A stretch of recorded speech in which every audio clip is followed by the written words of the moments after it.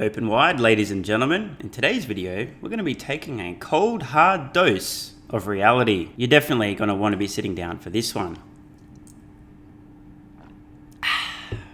So, let's get into it. Hey guys, thanks for watching. If you enjoy these videos, there's a bunch of ways you can support the channel, access exclusive content and perks. Check out the links in the pinned comment below. If you want to take it to the next level, join thousands of members on Patreon to gain exclusive access to over 100 Q&A videos, loads of exclusive content, exclusive access to my up-to-date 10-year Tesla stock price targets, and even access my Tesla valuation model at the investor support level and above. You can also pick up some Tesla, Elon, and investment themed merch in the merch store. So check out the links in the pinned comment below, and thanks for your support. First up, Tesla stock having an absolutely insane day once again, extremely volatile. This won't take long, we're going to get onto some serious business in just a moment, but for all the Tesla stock investors, let's see what happened. Absolutely wild day for Tesla stock, swinging around more violently than an unrestrained kidney rattler. Please don't think about that too much if you don't understand. Opening up at $900 per share, falling off a freaking cliff, literally down about 8% almost instantaneously before rebounding. A low of $821.70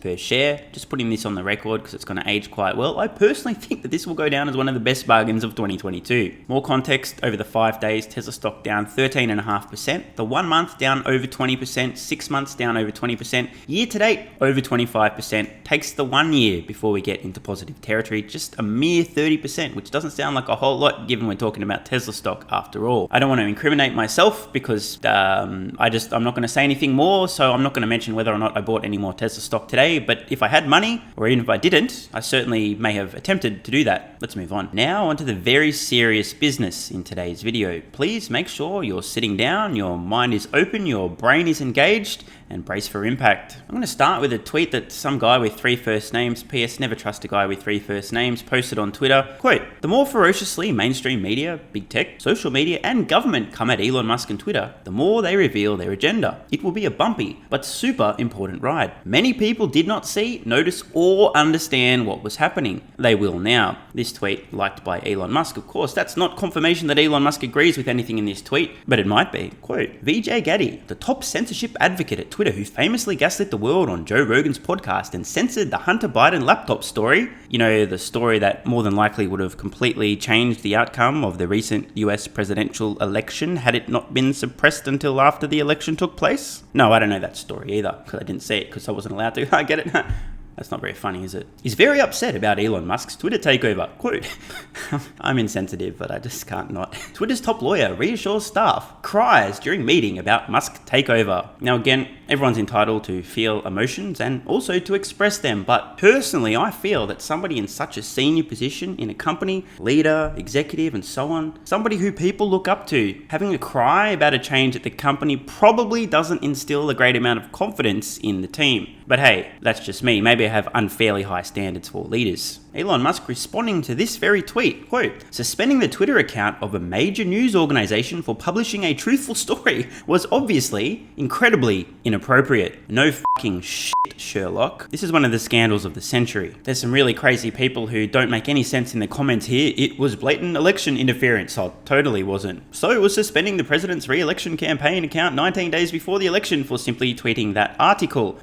It's a bunch of crazy, they're all right, well, they're racist, fascist, these are all Nazis. Just ignore everything that they said. Another tweet from Elon Musk, quote, "For Twitter to deserve public trust, it must be politically neutral." Now, geez, what a controversial opinion that is, which effectively means upsetting the far right and the far left equally. I agree. Another tweet from Elon Musk here. If you guys don't understand the context here, Tim Pool on the Joe Rogan podcast, talking to our good friend, the top lawyer over at Twitter, who has had quite the hand in what appeared to be politically motivated bannings, deplatformings, censorship, fact-checking, and so on. Here's an example of Twitter's left-wing bias. VJ here, deflecting, "We have to take context into consideration." Tim Pool coming back, "Twitter's interpretation of context is affected by their left-wing bias." VJ continuing to gaslight, "I would need to see an example of that." Tim Pool provides an example, on and on and on and on. No further comment necessary. Ben Shapiro wrote this, quote, "Twitter should be politically neutral. Washington Post and every left-wing blue check mark losing their fucking minds. You guys are giving away your game." Elon responding, reasonably so, quote, "Attacks are coming thick and fast, primarily from the left, which is no surprise. However, I should be clear clear that the right will probably be a little unhappy too. My goal is to maximize the area under the curve of total human happiness, which means the 80% of people in the middle. Elon's brother today, Kimball Musk, retweeting this very interesting GIF that I totally don't understand that says Twitter execs destroying evidence, and there appears to be an extraordinarily large amount of shredded paper. I don't understand what Kimball means by this, so let's move on. A tweet here from Stephen Crowder, quote, "The government is creating a misinformation governance board. Who else did something like that? Oh, I remember. The Nazis. And there's some data showing some interesting things going on post Elon Musk's Twitter takeover." Elon's response to this tweet, discomforting. Indeed. And now a tweet from Kyle Mann of the Babylon Bee, whose official account was recently suspended for stating a biological fact. Describe reality, get banned. Our video mocking Twitter employees for being too sensitive was flagged by Twitter for sensitive context. Shit. This is just, again, no further comment necessary. By the way, great video, you guys should watch it. If you're still allowed to, if it hasn't been completely removed from Twitter by now. An emoji or two is worth 1,000 words. Here's Elon's response. Now, another tweet in a moment of absolute insanity. I genuinely thought this was satire. I really had to do some digging to make sure that I wasn't being fooled, but this really is legitimate. Okay, the FCC, FTC, and Department of Justice were asked to block Elon Musk's deal to acquire Twitter after claiming the I can't even. Oh, f*** off. Let's just read this, all right? Okay. The FCC has rejected this insanity, but I just want to point this out. I just can't even, I cannot believe that this is real life. Like, I really can't. Yesterday, the Open Markets Institute issued a release that called for the FCC, blah, blah, blah, to block Elon Musk's purchase of Twitter. They argue that the transaction poses a quote, a quote, direct threat to American democracy and free speech.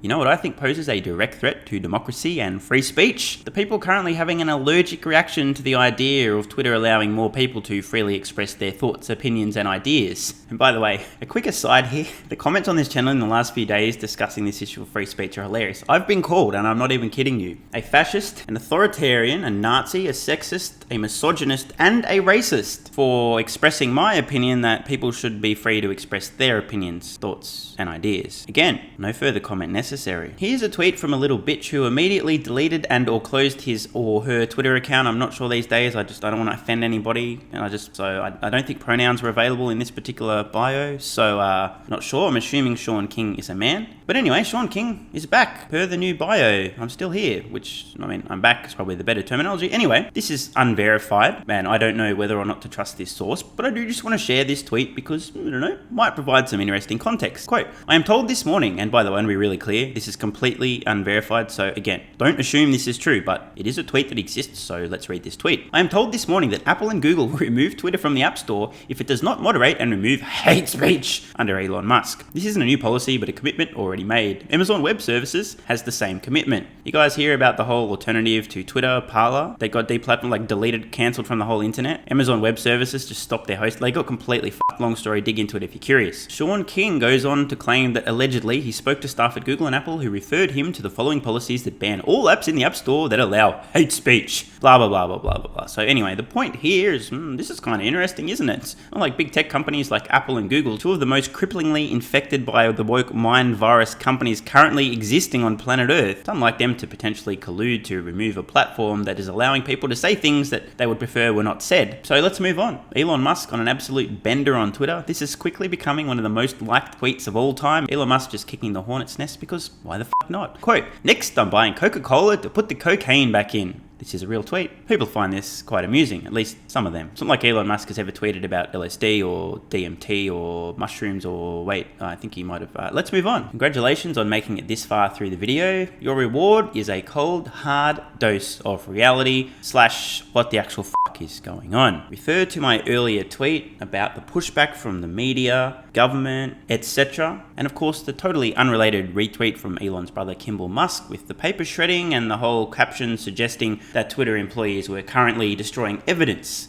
Evidence of what exactly, you might ask? That's a great question. Let's try to answer it. Many people on Twitter in the last couple of days, since the moment Twitter announced that they would be accepting Elon Musk's offer to acquire the company, have noticed some strange going-ons relating to their followers and engagement. So I'm going to run through a few quick examples here that may have some implications that are rather disturbing, as long as you're not currently infected by an ideology that's so poisonous to your ability to think freely that you cannot accept any evidence that runs counter to your current belief system. And I'll leave it up to you guys and girls to make up your own mind and draw your own conclusions. We're on a website called Social Blade, which provides statistics and data on social media accounts, followers, tweets, and so on. First, we're going to run through a few accounts that all politically lean to the left, aka Democrats, tax the rich, billionaires are evil, wear your fucking mask, and so on. Of course, these are generalizations, but I can't talk about specifics or it'll be a 420 trillion hour long video. So let's just take a look at a few different people who very openly are on the political left, who are also on Twitter, and notice if we can figure anything out. What's happened to their followers recently? Let's just scroll down a couple of, okay, so what we're looking at here, we've got followers, and we're noticing a little bit of a trend. I'll zoom in a little bit just for this one. So Senator Karen, also known as Karen the for some strange reason, the very day that Elon Musk offered to buy Twitter was accepted, lost a staggering 18,000 followers on Twitter. The following day, almost 7,000, and today, almost 3,000. Now, you might think, oh, well, okay, cool, maybe it's just a bit of volatility, but let's go back for the rest of the month. On average, gaining 400, 500 or so followers per day. This is very unusual. Like, what would account for this? What could possibly be going on? Serious question, by the way. Please let me know in the comments below. Why is it that somebody who's been attacking and hating on Elon Musk for so long, a US Democrat, left-leaning, in fact, very left-leaning, would suddenly lose a colossal number of followers, so many in fact that she's now down over 500 followers per day for the entire month on average? Why would that happen? I don't know. Lucky, it's only a one-off. And now over to Bernie Sanders, another very far left-leaning Democrat in the United States. Let's just have a quick look. Is it just me, or is that a similar pattern to what happened with Karen the Bernie Sanders gaining 1,600 followers, 16, 1,100, 800, 1,300, and then suddenly, the very day Elon Musk's Twitter offer accepted, down over 20,000 followers. Then the next day, over 4,000. Even today, down another 200, dragging his daily average follower count increased to 600 or so, despite the fact that earlier in the month it was well over 1,000 people per day. What on earth could possibly account for this? Let's move on to somebody else. Possibly the single biggest hypocrite in the entire Democratic Party, the good-looking, poor-thinking AOC. Surely we won't see the same pattern again, right? Oh boy. What's that?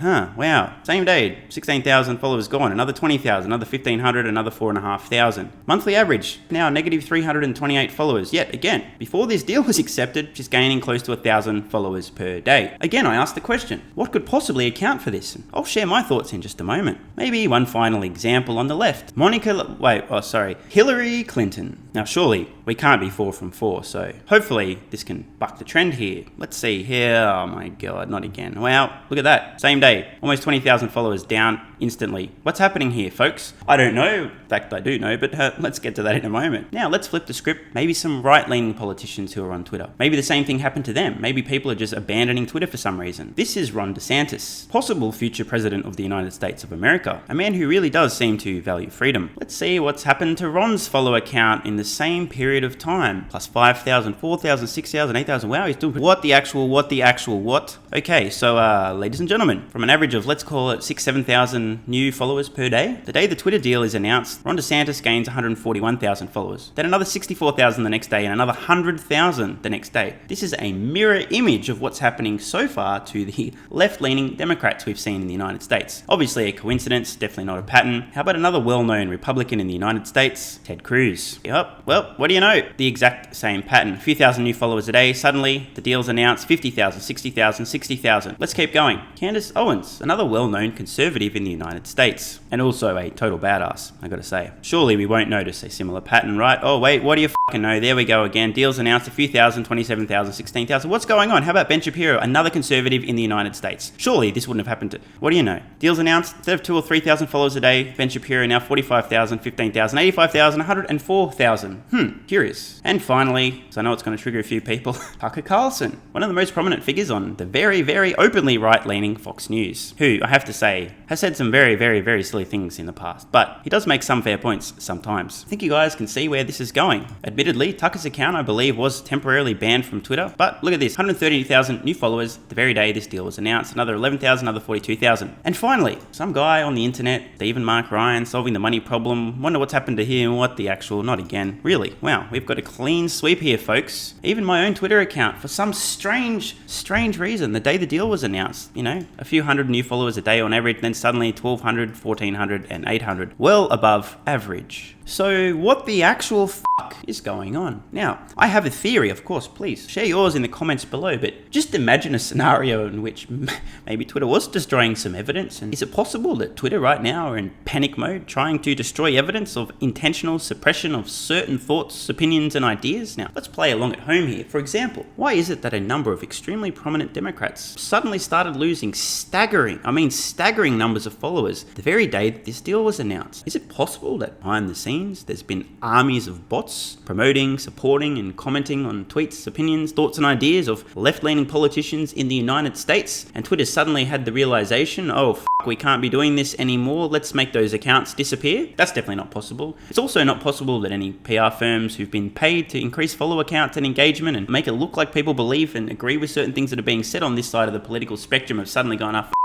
we got to get rid of those bots. What do? Let's just delete them, who cares? Definitely not possible. It's also extremely unlikely that Twitter was demoting content from certain accounts they'd flagged as they don't follow the narrative, they don't believe in the current thing, we can't let people see their tweets or posts, we can't let them have enough reach to gain enough of a follower count that they'll actually have some influence over people's thoughts, opinions, and ideas. It's certainly not possible that Twitter suddenly pressed the undo button on that and suddenly accounts that they deemed unreasonable with inappropriate opinions are now suddenly reaching the audience they previously would have been. Because that would certainly indicate extremely clear political bias, in fact, corruption. But that's definitely not the case. I have absolutely no idea what the f***'s going on with these follower counts suddenly plummeting for people who generally lean left and suddenly exploding for people who generally lean right. Twitter is definitely not destroying any evidence at all. I have to say, I do find this a rather interesting development. Now, let's think about some other possible explanations for these strange correlations between follower count, gaining or losing followers, and political persuasion and or willingness to say ideas that don't support the current thing and or go directly against the current narrative. Maybe it's possible that when the Twitter deal was announced, a bunch of Democrats spat the dummy and just decided to quit Twitter and deleted their account and or just decided to unfollow all the Democrats they were following. That is a possible explanation. Using Occam's razor here, I don't think it's the most likely, but hey, you never know. And I guess in turn, it's also possible that a bunch of people who felt that they weren't able to express their thoughts, opinions, and ideas freely have suddenly flocked to Twitter and started following accounts they've always wanted to follow but didn't follow because they previously weren't active Twitter users. Now, no question, there's certainly been some new users, especially people following Elon Musk here. But I personally don't think that this could fully account for what's going on either. Seems a little bit suspicious to me that suddenly, practically every prominent left-leaning, aka Democrat account on Twitter is suddenly losing staggering numbers of followers instantaneously day after day as soon as this deal is announced, and at the exact same time. The complete opposite is happening for people who A, don't support the current thing, aren't bought into the current narrative, are willing to express their thoughts, opinions, and ideas freely, and have been warning people for years about political corruption, media bias, big tech's bias, and collusion behind the scenes. It just seems a little bit too coincidental and suspicious to me. Now, just to be clear, I want to show you guys something very important here. This is a very interesting online test you can do called your political compass. I did this a couple of years ago. We are looking at 2020 in May. These are my results. You might notice that I'm basically dead center, okay? Yeah, if you want to be really technically, incrementally leaning marginally to the right. And I definitely skew heavily toward libertarian versus authoritarian. Who would have thought? But just to be clear, I'm not a raging Republican. I'm not super right-leaning, okay? I'm somebody who thinks for myself and doesn't identify with any political party. I'm like, let me think about this issue with my own brain and then draw my own conclusions. There's a large number of people, much like myself, who don't buy into the far left agenda, the woke narrative, who are labeled as right-leaning, misogynist, sexist, racist, fascist, Nazis, and so on, because you disagree with me, therefore let me slander you. It's not just people on the right who appear to have been playing on hard mode on social media and Twitter in particular, whose content doesn't seem to be reaching as wide an audience, but it's also people right down the middle like myself who suddenly now are extremists because the left has moved so far from where it was to the extremes that the entire political spectrum seems to have shifted. And now somebody dead center like me is a crazy right-wing person, as some of the morons in the comments have been explaining in the last few days. So in conclusion,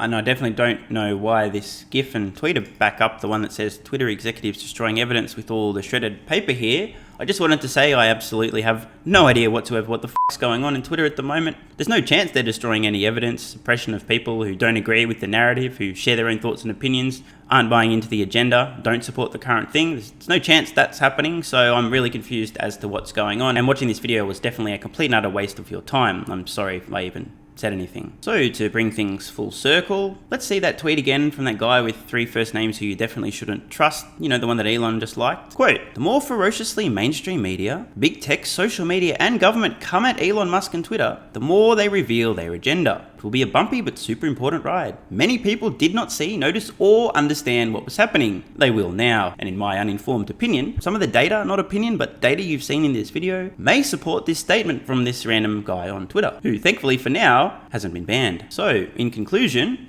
there's nothing to see here.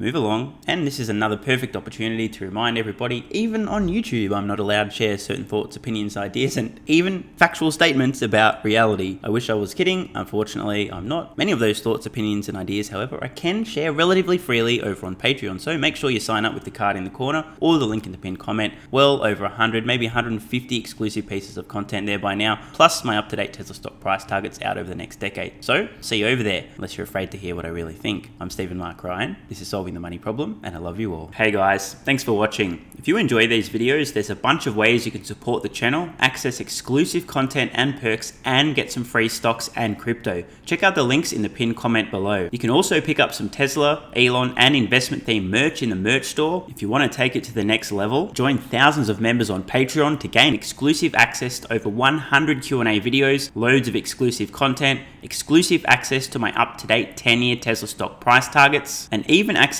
my Tesla valuation model at the investor support level and above. So check out the links in the pinned comment below, and thanks for your support. And if you're still watching, you're awesome. I read every single comment on this channel and I really appreciate your feedback. So if you've got any thoughts on today's video, questions, comments, or suggestions for a new video, let me know in the comments below. Check the cards on screen now to browse the merch store, join Patreon, or watch the next video.